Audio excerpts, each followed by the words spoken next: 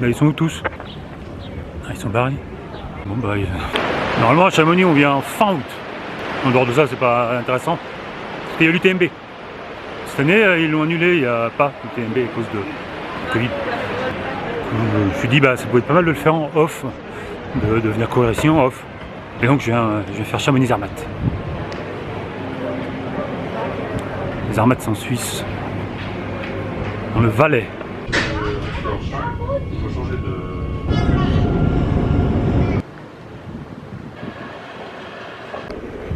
Chamonix, le mieux c'est de prendre le train, pas jusqu'à Zermatt, jusqu'au Tour. Nous commence on va dire vraiment ma randonnée en tout cas, pour ce qui me concerne. Si on pourrait partir de Chamonix direct par les balcons, mais bon. Alors vous l'avez vu là sur la pancarte, c'est marqué TMB variante.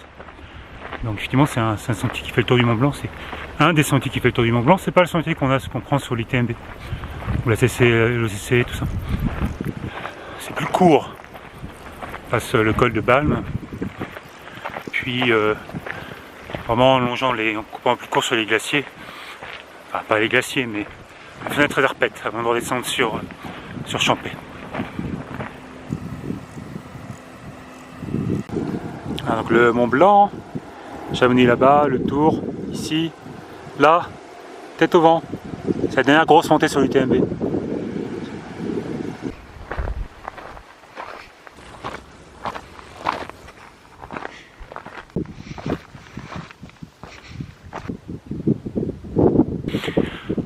Dans mon sac j'ai pris tout ce qu'il fallait pour bivouaquer. Une bâche, un petit tapis de sol et une couverture pour dormir. Je vais redescendre derrière le col de Balme, puis ensuite à droite direction la fenêtre d'Arpette, c'est 2007 ou je sais plus. On se peut en trouver un petit coin pour bivouaquer là-haut ou en redescendant derrière. Là c'est le col des Posettes. Et ensuite la crête là et les Posettes en haut, par où on passe quand on fait le marathon du Mont Blanc, avant de revenir sur Chamonix là-bas. Le marathon du Mont Blanc j'ai fait en 2014. Je ne filmais pas encore à l'époque, j'ai fait un article, mais et cette année-là, l'arrivée c'était à Chamonix en bas, pas à Plan-Prat en hauteur, et on n'était pas monté sur Posettes, on était redescendu par le col que je vous ai montré.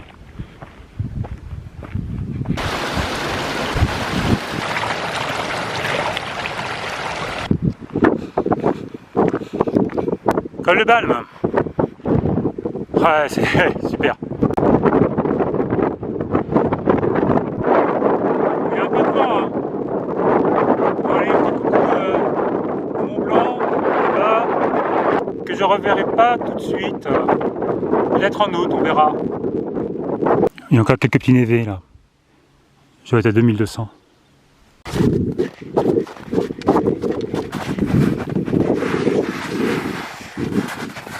Ah, du coup, je ne l'ai pas dit, je suis en Suisse.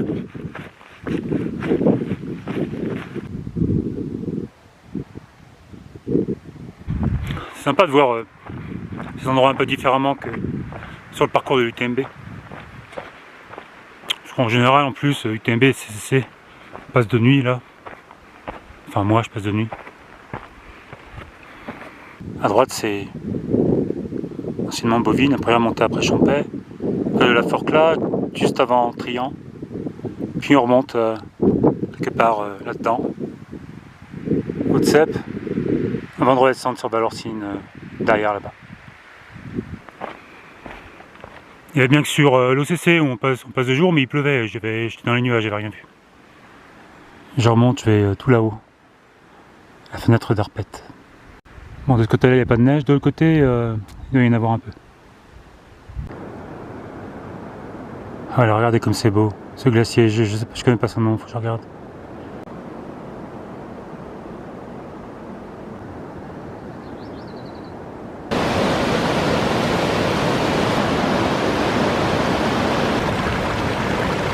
Je crois que j'ai trouvé le plus beau spot de bivouac que je pouvais trouver. La fenêtre est juste au-dessus, le col est juste là. On le distingue, hein. dans le coin là. Ouais, j'arrive pas à viser. Là. Mais le spot est tellement beau. En face du glacier là, une petite cabane de berger avec une terrasse parfaite. Ben voilà quoi. Je préférerais rester là. Ah là, qu'est-ce que c'est beau! Repas du soir, j'ai acheté un saucisson aux noix, un chamonix, et puis je prends des barres comme ça aussi, j'aime bien. C'est léger et frugal. Je croisais un mec qui redescendait avec une grosse caisse sur le dos. Au sommet du glacier, il disait qu'ils avaient des instruments de mesure du recul, des mesures quelconques du glacier. Parce que je ne sais pas si vous savez, mais les glaciers fondent depuis quelques temps. Alors on me demande, sur le tour des écrins, il y a des gars qui m'ont demandé ce que j'avais comme matos. J'ai ce qu'on appelle un kilt, c'est-à-dire en fait c'est un sac de couchage, mais il est pas fermé dessous. Donc en fait tu glisses son matelas à l'intérieur, au niveau à ce niveau-là, tu glisses dedans le matelas et tu replies les bords du sac sous le matelas. Tu gagnes un tiers du poids du sac. Go-Lite, c'est une marque américaine qui je crois qui n'existe plus. C'est du duvet 800 QI en duvet d'oie. C'est un peu optimal hein, comme produit. Il y a pas minimaliste, ultra léger. Et dessous j'ai un matelas Big Agnès. Pareil, c'est une des premières marques américaines qui faisait des matelas comme Thermarest, qui sont transparents. C'est pareil, super léger, il doit faire 250 grammes. Et j'ai pas de tente, mais j'ai une tarpe, j'ai une bâche en fait, ultra légère que j'ai pas installée ce soir parce que il va faire beau, très beau cette nuit, normalement. C'est très léger, ça fait 300 grammes et voilà, tu mets une personne dessous et tu peux pas t'asseoir. Hein. C'est vraiment pour se protéger des averses quoi. Tu survis pas normalement avec ça.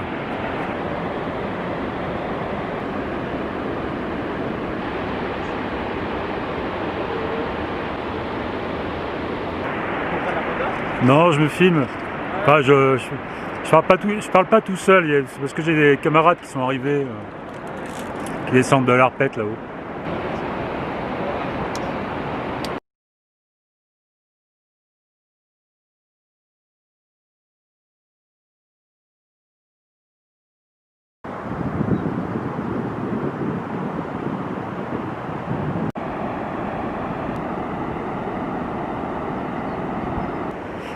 Il est 6h moins le quart.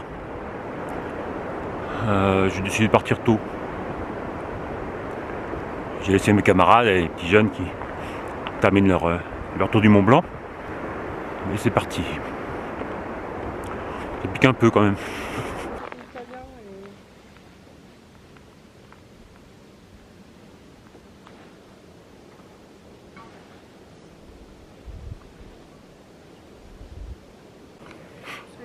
Fenêtre d'Arpette. Je trouve des camarades là qui ont campé juste au passage, juste au col. C'est pas dégueu. Hein. On a eu un petit soleil et du coup on a eu le lever ce matin. Ah ouais, vous avez eu le lever? Ouais, moi j'ai levé. La montée est un peu raide. Enfin la descente c'est délicat. Je crois que de l'autre côté c'est un peu la même chose.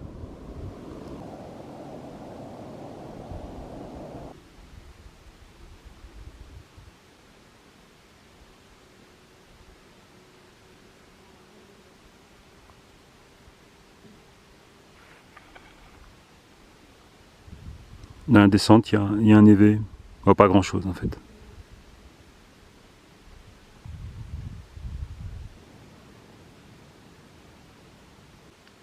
Descendre dans les rochers est très technique, il faut faire très attention. Bon, le monde est trop petit en fait. Tu sais, je suis dans la montagne, là, j'ai trop beau, fenêtre d'Arpette, lever de soleil. Qui je croise? Francky. Un fan Qui habite à Paris en fait. On n'a jamais trop couru ensemble, mais ouais. On se suit en fait, on se connaît. Je descends, il me fait « Ah Vincent, oh Francky, énorme !» Non mais c'est trop petit, c'est vraiment petit. Il fallait qu'on se rencontre ici, ouais, hein. Le lieu est trop beau quoi. Il fait le tour, il a un sac de 13 kg, il fait le tour en 4 jours. Et bonjour. Et du coup, on est en train de se filmer, il y a des gens qui arrivent, c'est trop bien. Bon allez, bonne balade. Enfin, Bah toi aussi. t'as pas fini, ouais. Toi aussi. Moi Hein. non plus. Zermatt, c'est loin. Ouais.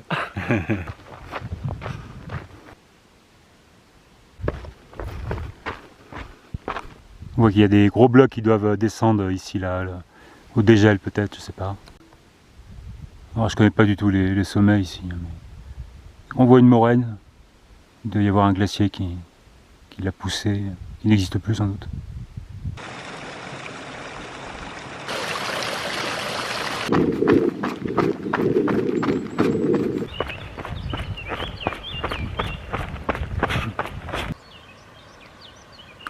Je voulais dire coucou à une petite fille de 6 ans qui regarde mes vidéos et qui s'appelle Kali. Coucou Kali. Tu vois, le sport, c'est super, il faut que tu fasses du sport parce que ça rend joyeux.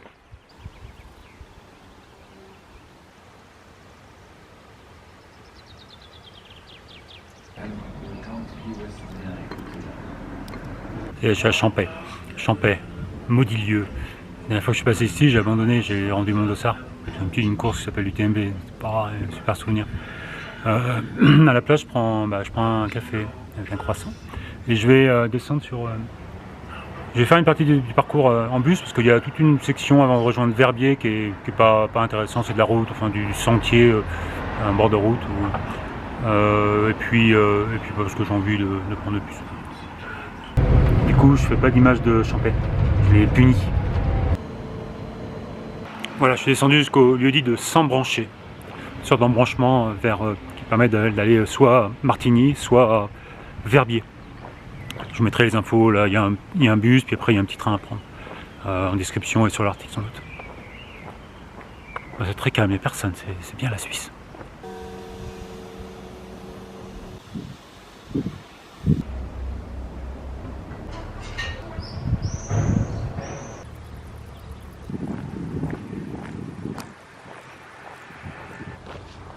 Pour les chaussures, j'ai choisi des Hoka, les Speedgoat 4. Je les aime bien ces chaussures, elles sont un peu fragiles, mais très confortables avec un bon grip, c'est du Vibram. J'ai pas de surprise en général avec elles. Je viens de faire 400 D+, là, je m'en suis même pas rendu compte, je pensais à autre chose.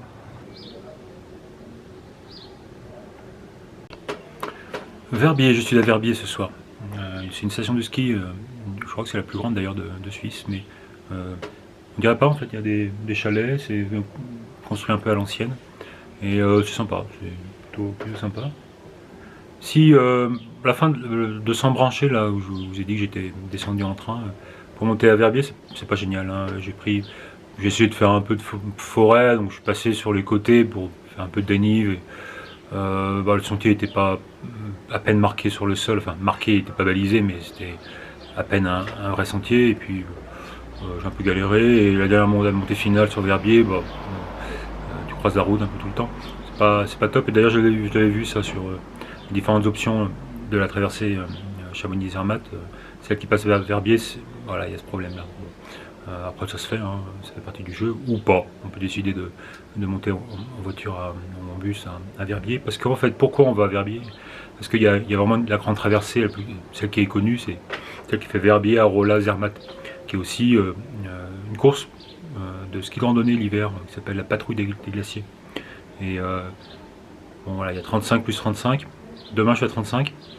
Je suis un peu embêté parce qu'ils annoncent de la pluie, enfin des orages en fin de journée. Et puis d'ailleurs de la pluie demain aussi, donc c'est moyen demain. Aujourd'hui je passe à 2009, 2008, presque 3000 je crois, avec une section assez longue au-dessus de 2008. J'espère que ça va être beau. Et puis par contre après demain, là on passe sur le glacier, on monte à presque 3005 et s'il pleut, bon, voilà, il y a une variante qui existe mais elle fait 50 bornes, donc je vais voir. Voilà, donc demain. Verbier. Cette vallée s'appelle le Val de Bagne, fabrique du fromage qui s'appelle la raclette. En fait, c'est l'origine de la raclette ici. Alors, je vais peut-être dire une grosse connerie, mais je crois que c'est le grand combat.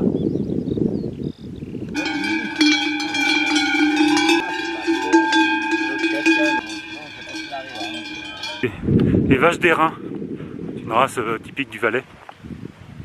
Le Val d'Airain, c'est la vallée d'à côté en direction de Zermatt.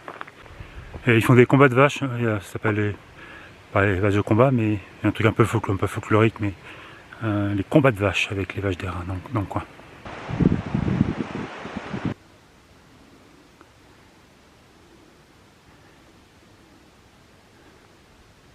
Je passe à gauche là-bas.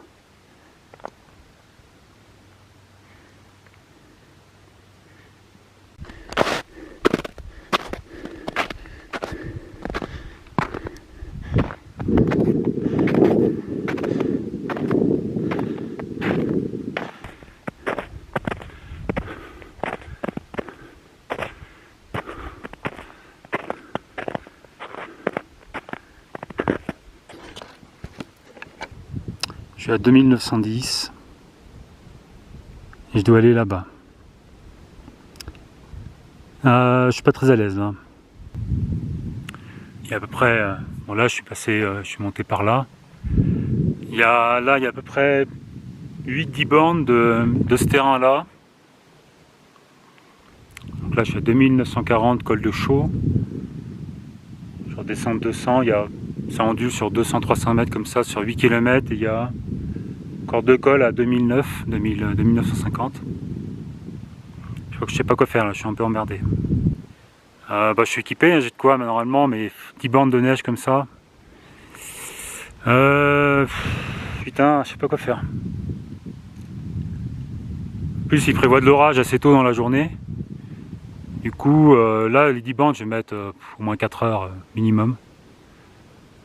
Après, il me restera peut-être 15 bornes. Chier là.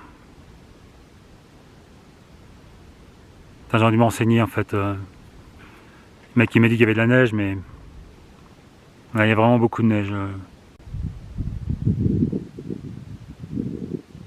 Après chaque col, je redescends à peu près à ce niveau-là. C'est gavé de neige en fait là. De l'autre côté, ça va être pareil sans doute. Ah, fait chier, putain. Bon, je crois que je suis demi-tour. Je le sens pas là. J'ai mis vachement de temps pour monter là, juste cette partie-là.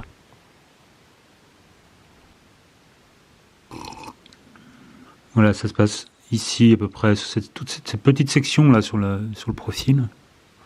Ici le col où je me suis arrêté, et jusqu'à peu près ici. On est à 2008 de moyenne et tout complètement enneigé, donc je dis que ça suffisait, qu'il fallait pas préjuger de mes forces et de mes compétences. Et donc ouais,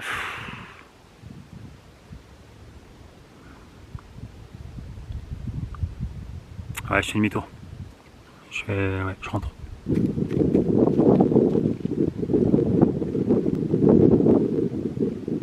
Du coup, ça me fait une journée off. Je n'avais pas prévu de rester là. Je vais me balader un peu autour de, c'est le hauteur de Verbier. Il y a un grand trail qui a lieu ici début juillet. À cette époque-là, normalement, s'il n'y avait pas eu maladie là. L'Ultra Trail Verbier-Saint-Bernard qui tourne dans la région, qui monte au col du Grand Saint-Bernard, qui tourne un peu aussi sur une partie des sentiers de l'UTMB. Il y a un 111 km, c'est le X Alpine je crois, 111 km et 8000, plus de 8000 des plus. 8200 je crois. C'est pas mal quand même, hein, 110 bornes, 8000 des plus. J'avais prévu de le faire il y a quelques années, puis voilà, on zappe, on fait autre chose. Peut-être l'année prochaine. Le Dolan, derrière, qui est pile sur la frontière entre la France, la Suisse et l'Italie. Et là-bas, je pense que c'est les Diablerets. Et là, de l'autre côté, on voit la vallée du Rhône, qui remonte super loin.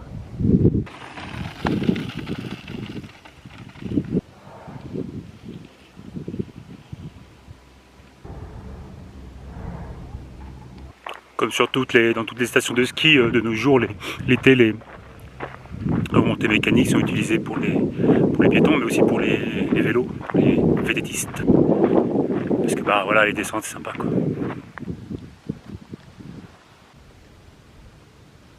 En fait, j'ai bien fait ce matin de faire demi-tour hein, parce que c'est en train de se lever là.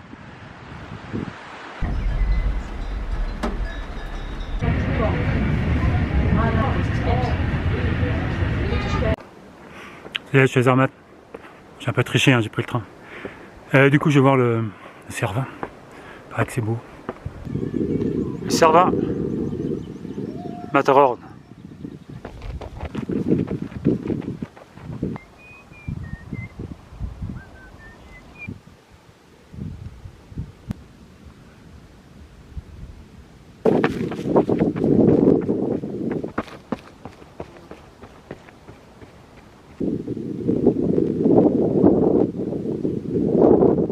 Bon, vous savez, hein, moi je parle pas que de trail, je fais un peu de culture aussi.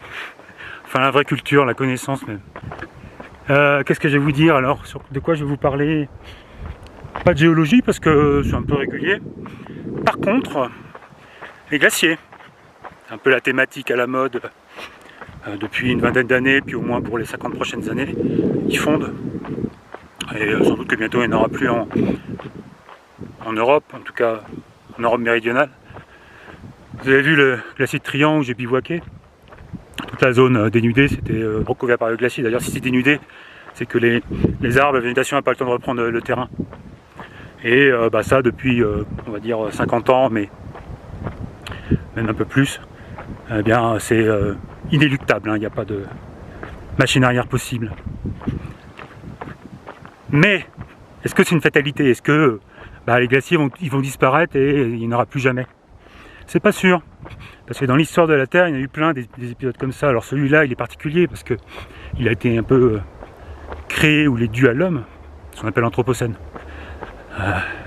Une ère géologique, qui est typique de la présence humaine. On brûle du carbone, on augmente l'effet de serre, et du coup ça chauffe plus vite que prévu.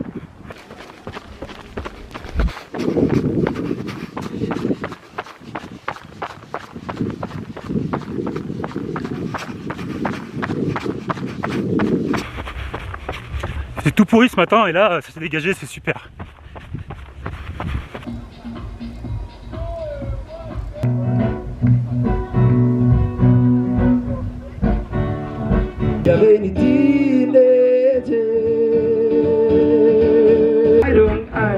Aber wir wissen beide, wenn wir uns nicht hätten, hätten wir beide keinen Lieblingsteppen mehr, wenn ich die nicht hätte, hätte ich keinen Lieblingsteppen.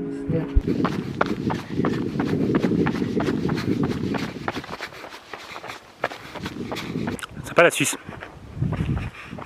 Bon, qu'est-ce que j'ai là? Oui, revenons aux choses sérieuses.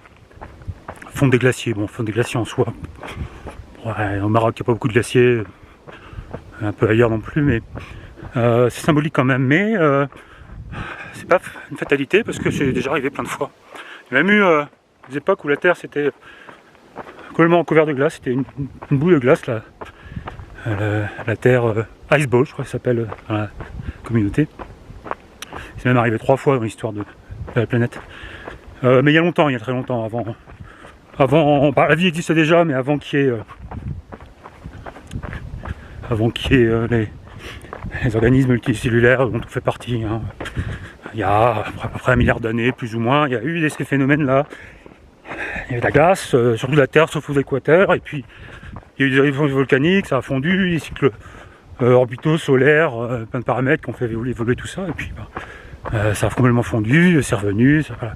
Aujourd'hui, on est à une période interglaciaire, une période où il fait relativement chaud.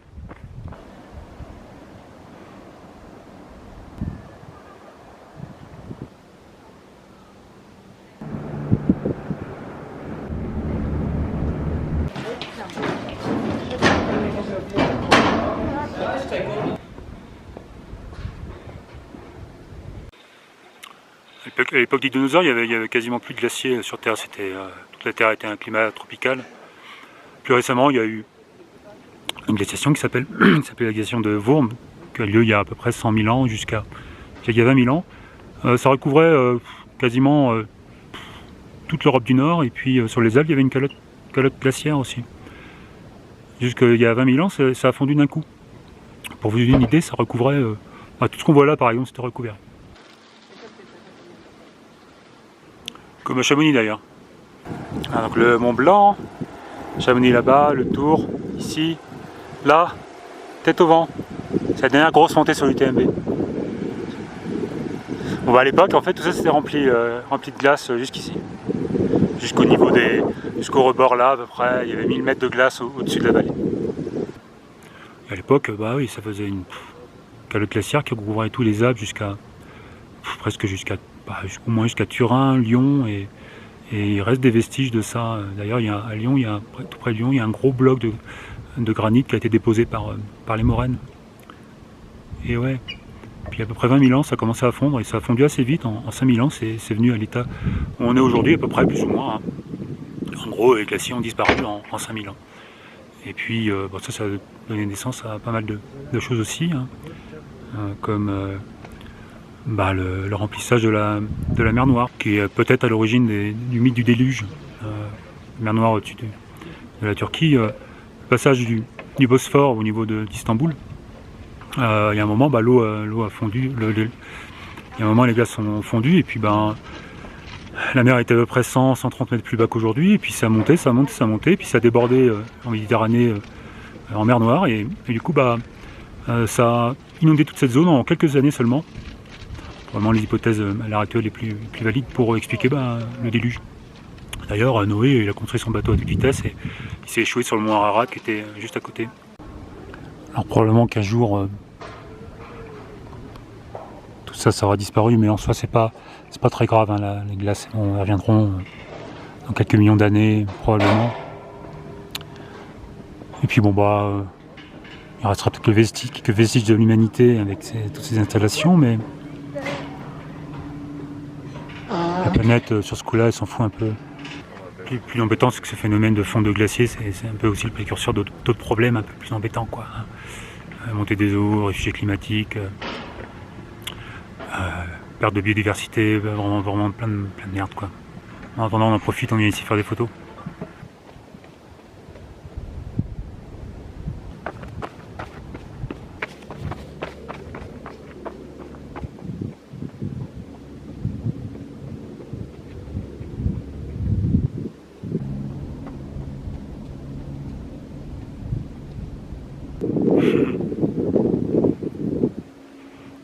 Il est tout près là, on se rend pas compte, mais il est tout près, je suis au grand angle. On se rend pas compte, mais il est vraiment imposant, hein. J'ai vraiment vu une montagne aussi belle.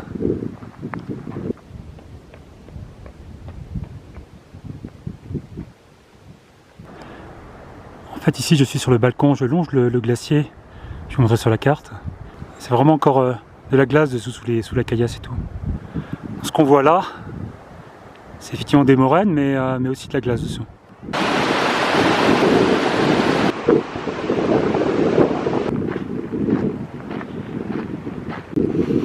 Je suis en Suisse, alors je mange de l'ovomaltine.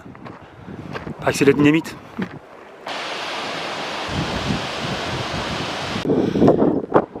Cette vallée est vraiment impressionnante. Je sais pas comment ça s'appelle ce glacier là, mais le Cervin, ça je crois que c'est la Dandéra. 4100 plus. C'est vraiment super beau. Si je dis que c'est beau, ça veut dire que c'est parfaitement équilibré. Ça exprime parfaitement son matériau. C'est-à-dire que c'est exact. Alors si c'est exact, c'est beau.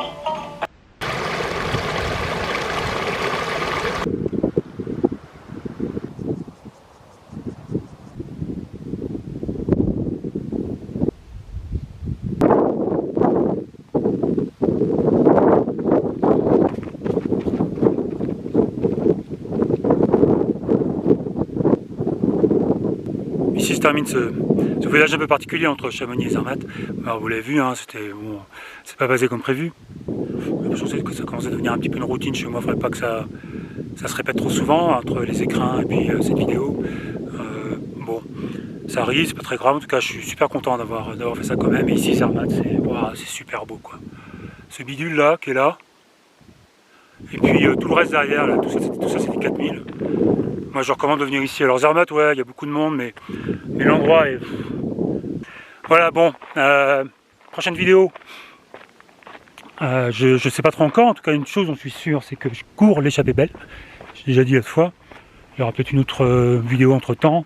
N'hésitez pas à mettre un pouce si vous avez aimé, et puis abonnez-vous parce que bah voilà, vous serez au courant de nouvelles vidéos, et puis bah, moi ça me fait plaisir. Allez, ciao, à plus tard.